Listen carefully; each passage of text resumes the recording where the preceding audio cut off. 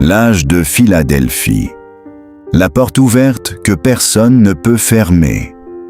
Imagine un âge où l'amour fraternel dominait, un âge où des hommes et des femmes quittaient tout pour porter l'Évangile aux nations, un âge où Dieu ouvrait une porte que personne ne pouvait fermer. Bienvenue dans le 6e âge de l'Église, l'âge de Philadelphie. Dans le livre de Apocalypse, chapitre 3, versets 7 à 13, Jésus s'adresse à l'Église de Philadelphie. Il dit « Voici, j'ai mis devant toi une porte ouverte que personne ne peut fermer. » Cette déclaration n'est pas symbolique seulement pour une ville antique. Selon l'enseignement de William Marion Branham, elle représente une période prophétique précise de l'histoire de l'Église. Une période qui s'étend approximativement de 1750 à 1906. Un âge marqué par l'amour fraternel. Le mot Philadelphie signifie « amour fraternel ». Et cet âge porte bien son nom. Contrairement aux âges précédents marqués par la persécution ou la corruption religieuse, celui-ci se distingue par l'unité entre croyants, la coopération missionnaire, une passion pour la sainteté. Christ ne prononce presque aucune condamnation sévère contre cet âge. Il dit « Tu as peu de force, mais tu as gardé ma parole. » Peu de force, mais une grande fidélité. Le messager de l'âge, John Wesley. Selon Branham, le messager de cet âge est John Wesley, un homme transformé par le feu de Dieu. À une époque où l'Angleterre était plongée dans l'alcoolisme, la violence et le déclin moral, Wesley commence à prêcher, pas seulement dans les églises. Il prêche dans les champs, dans les rues, devant les mineurs, devant les foules rejetées par la religion officielle.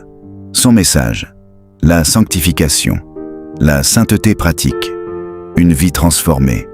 Il enseigne que le salut ne doit pas être seulement une croyance intellectuelle, mais une transformation réelle du cœur.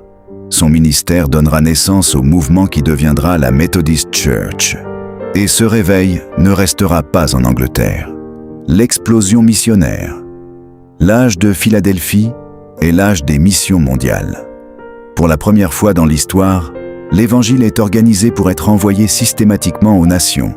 Des sociétés bibliques sont créées, comme la British and Foreign Bible Society. La Bible est traduite dans des centaines de langues. Des missionnaires partent en Afrique, en Asie, en Amérique, dans les îles lointaines. Des hommes embarquent sur des navires sans savoir s'ils reviendront un jour. Pourquoi ? Parce qu'une porte est ouverte. La porte ouverte. Une révélation prophétique. Quand Jésus dit « Je mets devant toi une porte ouverte », cela signifie une liberté religieuse nouvelle, des avancées technologiques, une imprimerie puissante, des routes maritimes développées, un monde prêt à être évangélisé. Dieu synchronise l'histoire. Au moment précis où la technologie permet d'imprimer des millions de Bibles, il suscite un réveil missionnaire. Rien n'est un hasard. Les caractéristiques spirituelles de cet âge. Philadelphie est un âge fidèle malgré la faiblesse, attaché à la parole, centré sur le nom de Jésus, animé par l'amour fraternel. Christ promet « Je ferai de lui une colonne dans le temple de mon Dieu. » Une colonne ne bouge pas, elle est stable, solide, éternelle. Mais vers 1906, un changement commence. L'organisation remplace peu à peu la simplicité. La prospérité remplace la dépendance. La structure remplace le feu. Selon Branham, cela marque l'entrée dans l'âge de Laodicée. Un âge riche, mais tiède. Philadelphie était l'âge de l'amour. Laodicée devient l'âge de l'indifférence. Pourquoi étudier l'âge de Philadelphie ? Parce qu'il représente un modèle. Un appel à garder la parole. Ne pas renier le nom, vivre dans la sanctification, aimer sincèrement les frères, être missionnaire dans l'esprit. La question aujourd'hui est simple. Sommes-nous encore dans l'esprit de Philadelphie ou déjà dans la tiédeur de Laodicée ? L'âge de Philadelphie est plus qu'un chapitre d'histoire.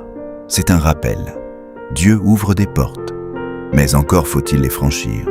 Il donne une opportunité, mais encore faut-il rester fidèle. Peu de force, mais une grande fidélité. Et toi, Si cette porte s'ouvre devant toi, entreras-tu ?